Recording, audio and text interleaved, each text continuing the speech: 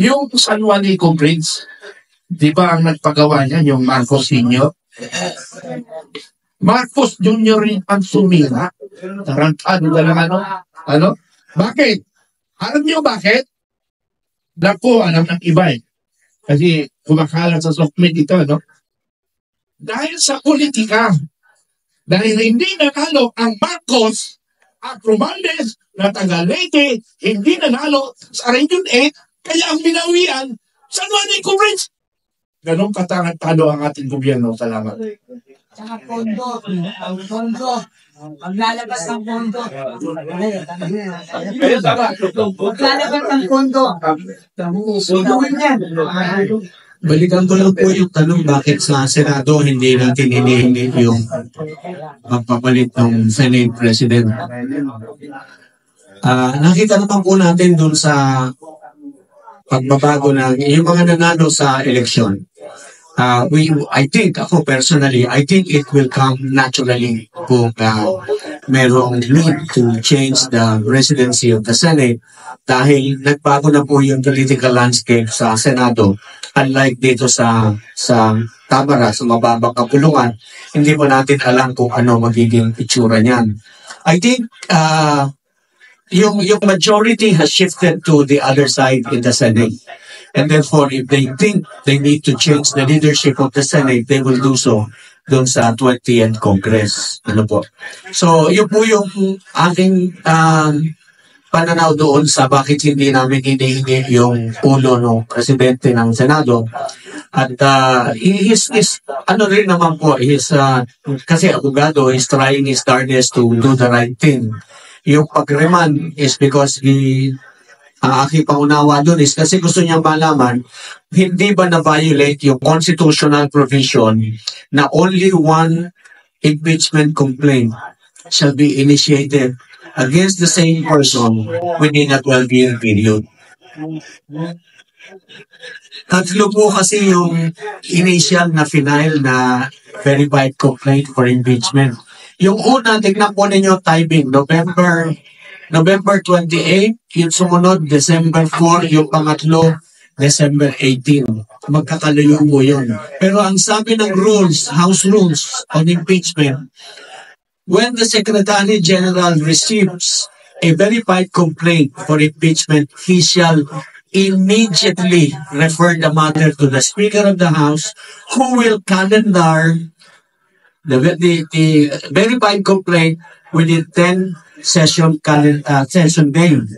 So nasunod po ba yun? Kasi kung hindi po nasunod yun, merong violation and may defect yung ating articles of impeachment, it boils down to the jurisdiction of the Senate if they can forthwith proceed to trial. Yun po yung sitwasyon sa impeachment ni Bibi Sami.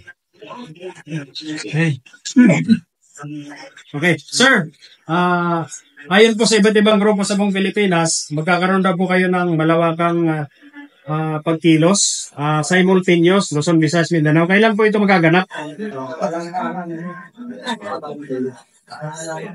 Kami po, yung grupo po namin sa Davao ay nag-organisa ng National Public Transport Coalition. Marami na kami kasabihan. Ngayon, si Ariel Lim ay nasa Cebu at yung aking personal assistant ng Manila Taxi Regional Association sa Region 6, nag-organisa po kami. Kunti-unti po natin binababati na ang madaraman natin kay speaking ay wala. Kaya kami po ay tuloy-tuloy. Ako mismo kasalukuyan sa Region 4A sa Cavite area. Nagsisimula na po kami in Multicam Association and Minibus Association ay isinasangkap na namin ngayon. So tuloy-tuloy po at pag ito po ay na-unite na namin ang kabuuan ng Pilipinas, bubugso po ang malaking National Public Transport Coalition na iba't ibang mode of transport ng panlumang nasakyan. At ito po ang ating ginagawa. Yung amin naman din pong mga kasamang professional, abogado nakikipagdalyasan na rin po sa basil, ito pong mga magdaragat, mga kapitan ng barko, at mga empleyado po ng air. Katulad ng aming kasamahan sa Philippine Airlines. So ngayon po, ini-unite po namin ang apat na transport, rail, land, sea, and air. So yun po ang aming kasalukuyan ginagawa sa aming National Public Transport Coalition. Okay, part naman sa Filipino Guerrilla Forces, dapat sumali kayo dito kasi malapit na yung missile na babagsak sa atin. Ano? So, anong gagawin natin? So, magkakaroon tayo ng training through social media ang training natin. Ang point ko dito, preparation lang yon. Ayaw natin ng gera, pero paano kung nandyan? Anong gagawin natin? Parang anong gagawin natin? Pangulo yun nagtanong, ano? So, ang Filipino Guerrilla Forces, ang objective namin, ipag-unite ang lahat ng organisasyon sa Pilipinas under United People's Initiative. Isa ako sa Pilipino na pinagkakaisa ko. Ang grupo kasi ng Filipino Guerrilla Forces, nationwide ito. Ano? Nationwide. Mayroon pa tayong international, mga commanders. Kung mapapanood nyo yung YouTube ko, marami na kaming commanders sa ibang bansa. At sa buong Pilipinas, from national down to sityo, ang aming organization. Sityo commander, barangay commander, municipal commander, regional commander, and area commander. So nakapattern ang aking organization sa struktura ng DILG at saka ng Armed Forces.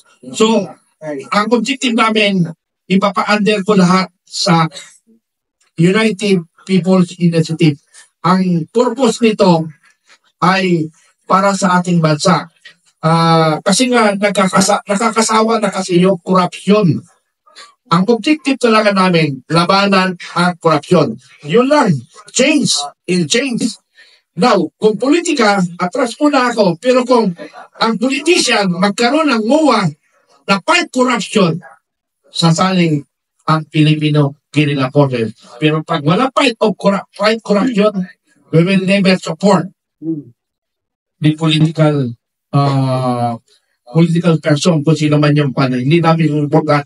Basta wala siyang objective na fight corruption. So, politiko, pinagkakaisa natin lahat ng organization kung talaga ang layunin natin, kung talaga ang layunin natin sa kabutihan ng Pilipinas, bakit pa tayo maghiwalay-hiwalay? Iisa na lang tayo para sa isang direksyon. Ang Filipino Guerrilla Forces ay nagpa-under ng United People's Initiative. Ang FNLF under Norman Suarez ay affiliated sa amin. Ang KBL ay affiliated sa Filipino Guerrilla Forces. 8 malalaking organization affiliated sa Filipino Guerrilla Forces. Pero KBL hindi bagong kilusan ng lipunan. Hindi yon. Bagong kilusan ng leader ng Pilipinas under kay Rodel Dumpaya.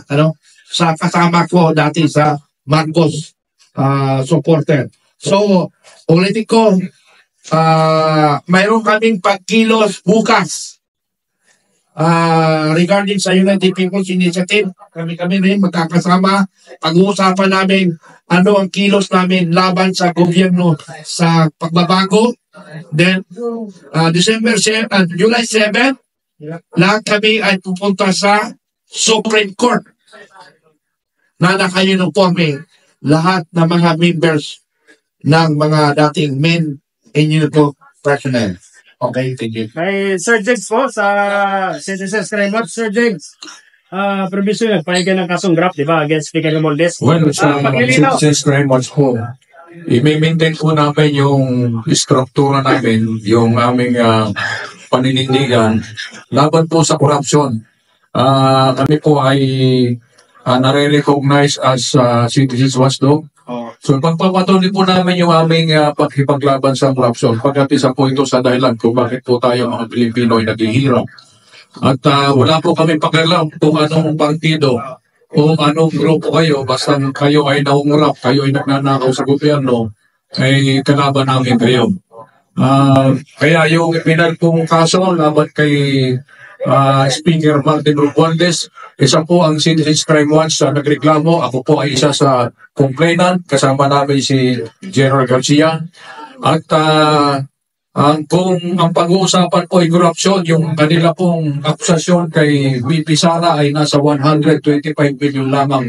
Naku, ay bilyon-bilyon po ang ninanakaw ng ibang ahensya ng ating pamahalaan. Pero hindi po nila nakikita.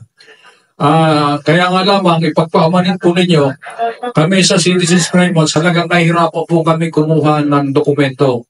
At kung wala kang hawak na ebidensya, wala kang hawak na dokumento, napakahirap ipaglaban. At sa ombudsman, hindi rin po tatanggapin o hindi po rin po prosper kung wala kang dokumento. Although, marami na po kaming naisampang kaso. In fact, kanina nasa ombudsman po ako. Yung amin po isinampang kaso laban sa isang alcalde ng Batangas. Akala nila dahil lang sa politika, ito po tuloy-tuloy.